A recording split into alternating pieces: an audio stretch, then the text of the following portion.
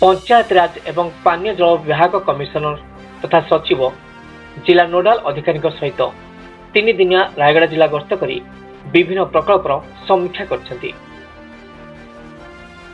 राज्य सरकार पंचायत राज पानीय जल विभाग कमिशनर तथा सचिव श्री गिरीश SNIS 3 दिनिया रायगड़ा जिला गस्त आज स्थानीय जिला परिषद सद्भावना सभागृह में जिलापाल श्रीयुक्त आशुतोष कुलकर्णी, जिला मुख्य उन्नयन अधिकारी तथा कार्यनिर्वाही अधिकारी श्रीयुक्त अक्षय कुमार खेमुंडू, उपजिलापाल गुणपुर श्री दुलाल अफिसर दिलीप को उपस्थित में विभिन्न विभाग अधिकारी सहित समीक्षा बैठक करते। समीक्षा बैठक में विशेषकर स्वास्थ्य विभाग गोपबंधु जन आरोग्य योजना, आयुष्मान भारत प्रधानमंत्री जन आरोग्य योजना, ग्राम्य निर्माण विभाग द्वारा कराउथिबा सेतुबंधु योजना, महिला एवं शिशु विकास विभाग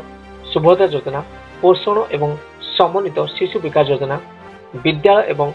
गणसेवा विभाग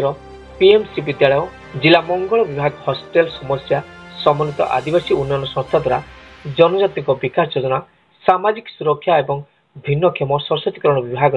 शक्ति विभाग ग्रामीण विद्युतकरण,